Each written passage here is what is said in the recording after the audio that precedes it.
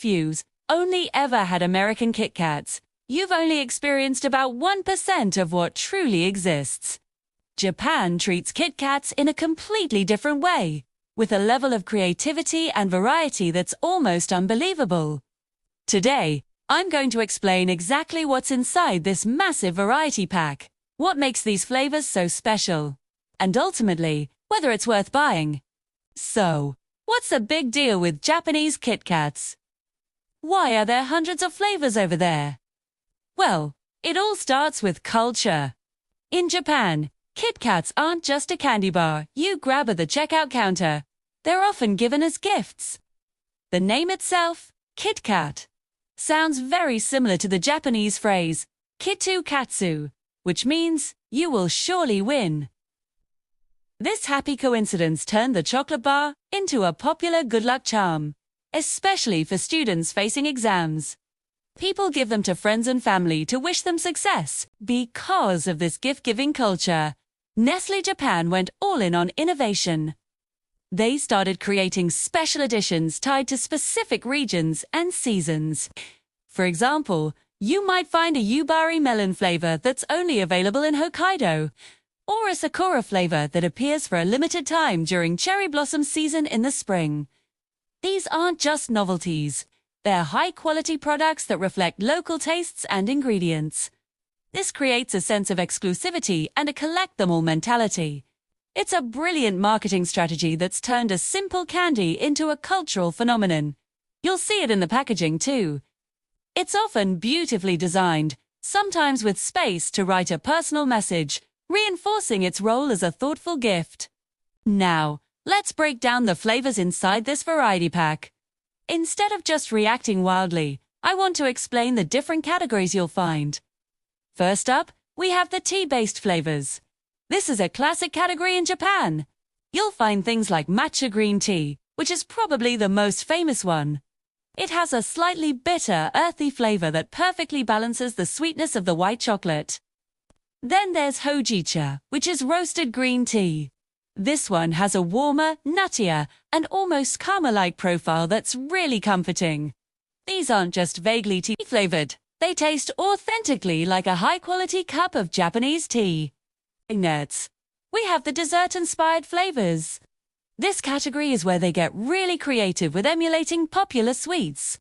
A common one you'll find is strawberry cheesecake. It's not just a generic strawberry flavor. You can actually taste the creamy, tangy notes of cheesecake mixed with the sweet fruit.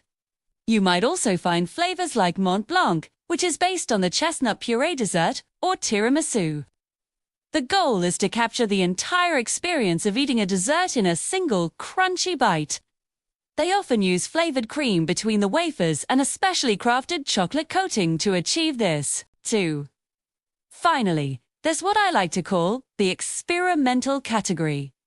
This is where things get truly interesting and sometimes a little strange. You'll find flavors like Japanese sake. Yes, it's made with actual sake powder and has a distinct, fragrant, and slightly alcoholic taste that's surprisingly sophisticated. Another one is sweet potato. In Japan, roasted sweet potatoes, or yakimo, are a popular autumn snack. And this Kit Kat captures that sweet, earthy, and caramelized flavor perfectly. You might even find wasabi or red bean paste flavors. These might sound weird, but they are developed with a lot of care to balance the unique ingredient with the sweetness of the chocolate. They're designed to be a culinary adventure. Sirth, if these are so popular and amazing, why can't you just walk into a store in the US and buy them? There are a few key reasons. The biggest one is regional licensing.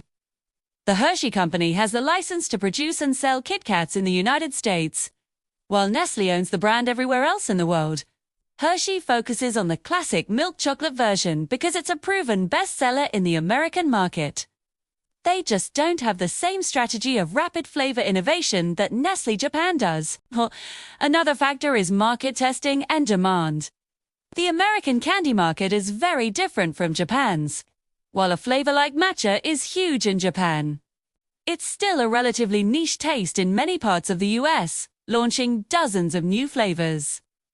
Every year would be a huge financial risk without guaranteed demand. There are also practical issues like shelf stability. Some of these specialty flavors use unique ingredients that might not have the same long shelf life required for the vast distribution network in the United States. It's simply a different business model. Hershey's strategy is consistency and mass appeal, while Nestle Japan's is all about novelty, regional pride, and constant innovation. So, if you can't find them in stores, where should you buy them? In my experience, Amazon is actually the best and most convenient place to start. This is because it's a huge marketplace for third-party import sellers. These sellers specialize in bringing products like Japanese Kit Kats directly to international customers. You can find an incredible variety there. The best part is that you can buy these large variety packs, like the one I have here. Buying individual flavors from an import store can get really expensive. But a variety pack gives you the chance to try a dozen or more different kinds for a much more reasonable price. It's the perfect way to discover what you like without committing to a full bag of a flavor you might not enjoy. Plus, you can read the reviews. This is super helpful because other buyers will often describe the flavors, comment on the freshness of the product, and give you a heads up on shipping times. It really helps reduce the risk of getting something you won't like. I've linked the exact variety pack I'm showing you today in the description below if you want to try it for yourself, too. If you're curious about unique snacks and foods that you won't find in American stores, that's what this channel is all about. We explore the world one snack at a time. Subscribe so you don't miss the next adventure, and let me know in the comments what country we should explore next. Thanks for watching.